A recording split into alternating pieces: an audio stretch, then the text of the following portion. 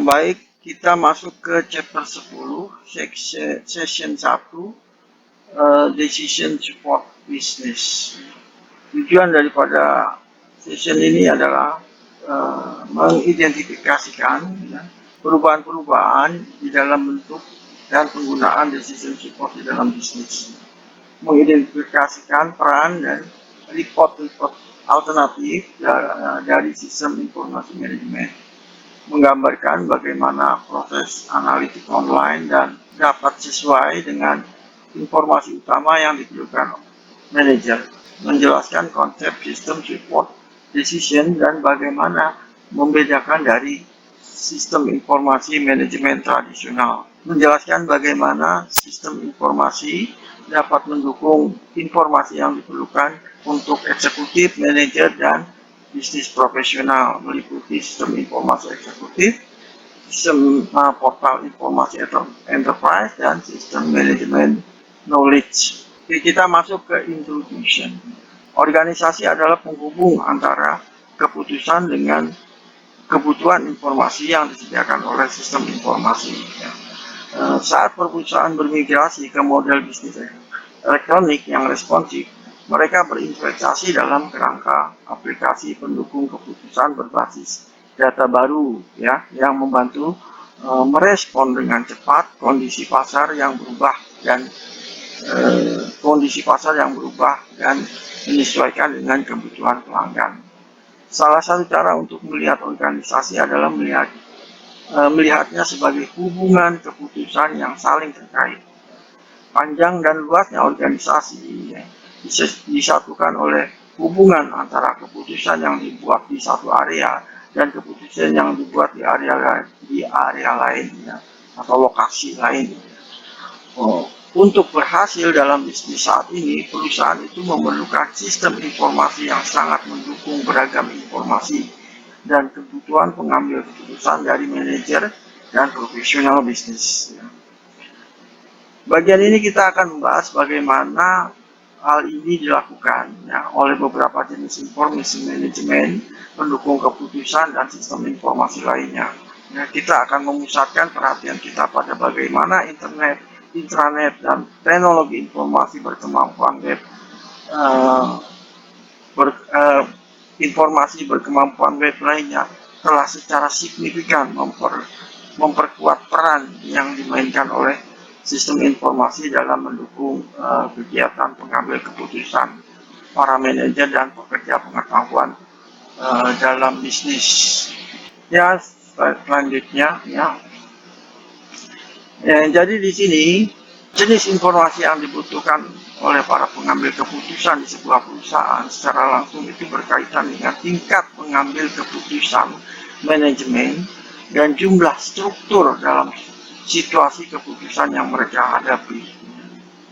Jadi penting untuk dipahami bahwa kerangka dari piramida manajerial klasik itu berlaku bahkan dalam organisasi perampingan saat ini ya, dan struktur organisasi yang diratakan atau yang non hierarkis. Tingkat pengambilan keputusan manajemen masih ada, tetapi ukuran, bentuk, dan partisipasinya itu akan terus berubah seiring dengan perkembangan struktur organisasi yang berubah-ubah saat-saat ini ya. Jadi dengan demikian tingkat pengambil keputusan manajerial yang harus didukung oleh teknologi informasi dalam organisasi yang berhasil adalah strategic management. Strategic management atau manajemen strategis biasanya dewan direksi dan komite eksekutif atau CEO dan eksekutif puncak itu mengembangkan tujuan, strategi, kebijakan, dan sasaran organisasi secara keseluruhan sebagai bagian dari proses perencanaan strategis. Mereka juga memantau kinerja strategis organisasi sebagai bagian daripada kontrol dan arah keseluruhan dalam lingkungan politik, ekonomi, dan bisnis yang kompetitif agar perjalanan daripada bisnisnya itu tidak berhadapan dengan regulasi-regulasi yang ada. Tactical management atau manajemen taktis ya.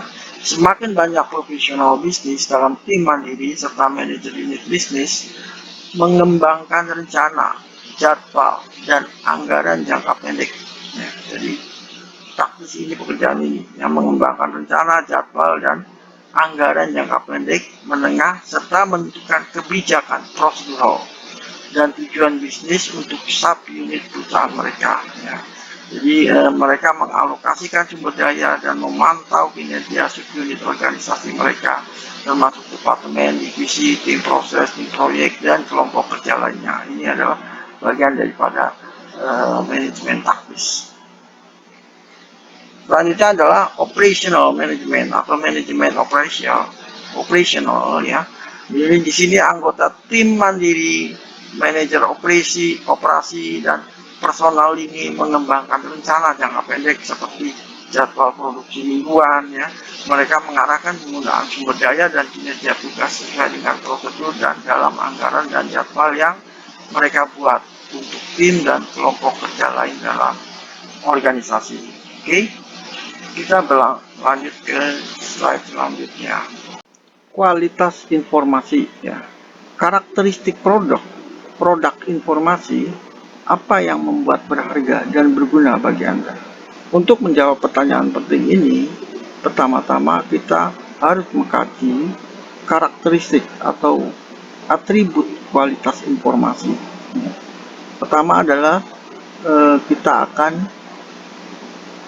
mengkaji karakteristik timeline, atribut kualitas informasi dari sisi waktu.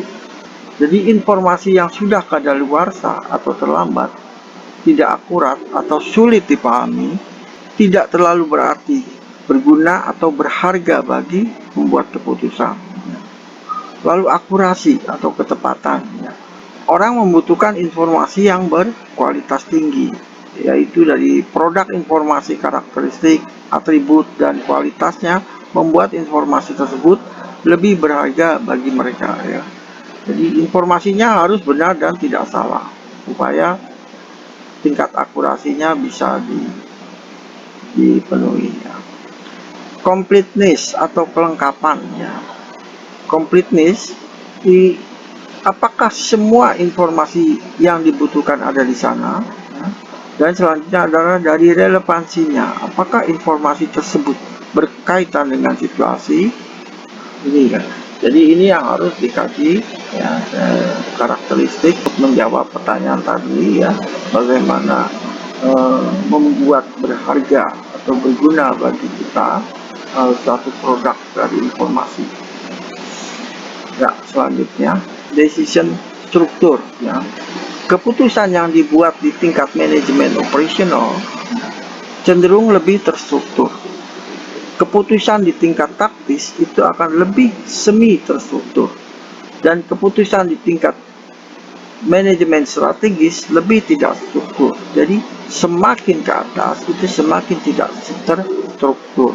Keputusan terstruktur itu akan melibatkan situasi di mana prosedur yang harus diikuti ketika keputusan diperlukan dan dapat ditentukan sebelumnya. Keputusan tidak terstruktur ya, sebaliknya, keputusan tidak terstruktur itu melibatkan situasi keputusan di mana tidak mungkin untuk menentukan terlebih dahulu bagian besar prosedur keputusan yang harus diikuti. Ya, jadi semakin ke atas itu keputusan itu bersifat semakin tidak terstruktur. Ya. Semakin ke bawah keputusan akan menuju ke lebih struktur. Oke, selanjutnya. Ya. Ya, di sini kita melihat gambar segitiga yang menunjukkan piramida. Piramida pengambil keputusan, informasi yang diperlukan untuk decision, ya, pembuat keputusan. Ya. Sebagian besar keputusan yang terkait dengan strategi jangka panjang itu dapat dianggap tidak terstruktur. Ya.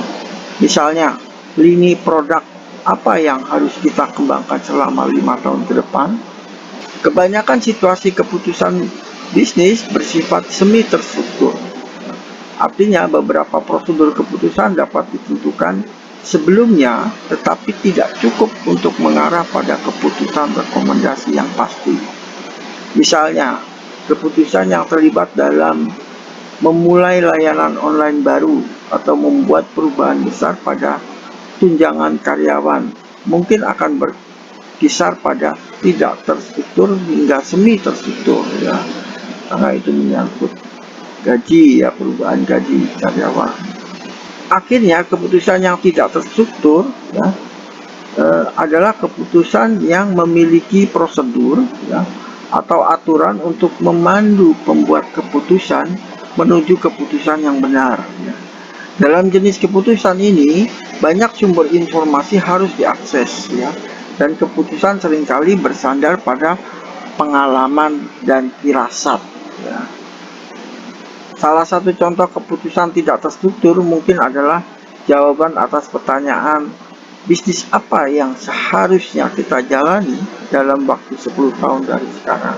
Nah, selanjutnya ya, jadi informasi itu dibagi menjadi, digolongkan dalam beberapa dimensi ya, dimensi informasi ya, dimensi waktu, dimensi konten, dan dimensi bentuk.